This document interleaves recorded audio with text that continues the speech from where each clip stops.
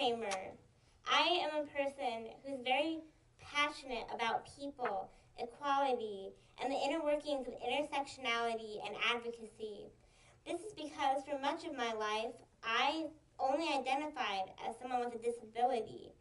And it wasn't until I began to navigate the world of social justice that I realized that I'm much, much more, and society simply forgot to inform me of that fact.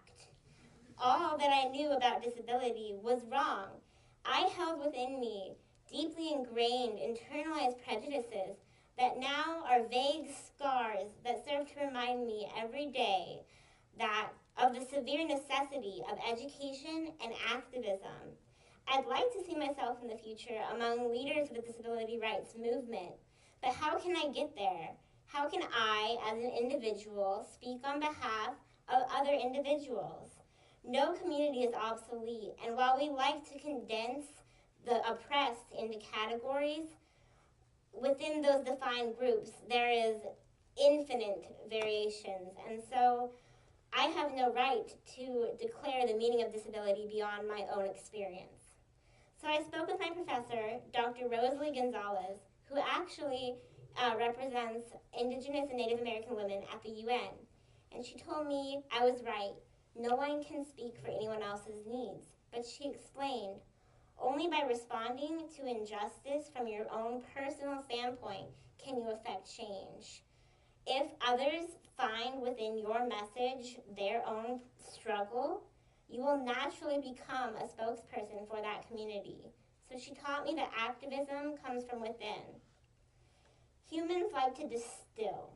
And when I say distill, I mean simplify, condense, categorize, and eliminate. We like bullet points and we like fast food knowledge. We order wisdom from the window of our perception without really questioning what it's actually made of. Ron Mtakaki is a historian and activist, and he asked the question, how do we know what we know, which is essentially epistemology, or the study of knowledge. Where does it come from, and is it mystery meat?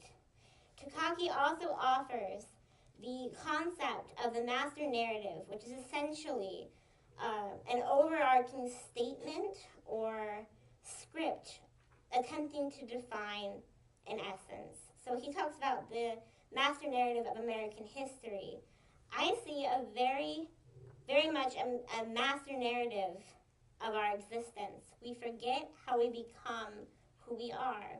We distill experience, and in doing so, we neglect the fact that others have just as rich a history that is deserving of empathy and respect. This is where social conflicts and social injustices and cultural conflicts from all over the world on a global scale arises. Like any system, the system of distillation is self-perpetuating.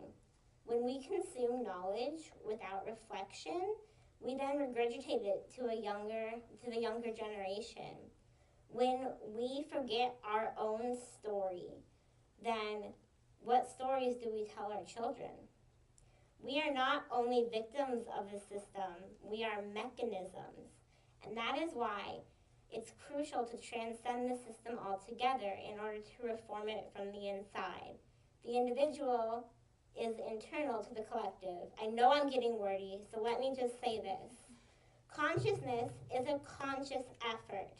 We have the ability to rise above whatever the system feeds us. And in this, we rise above the oppression that it provides.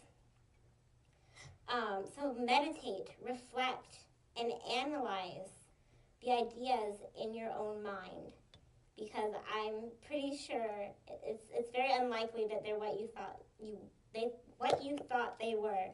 And if they are, perhaps they've lost their meaning from their original intention because your position in the world has changed.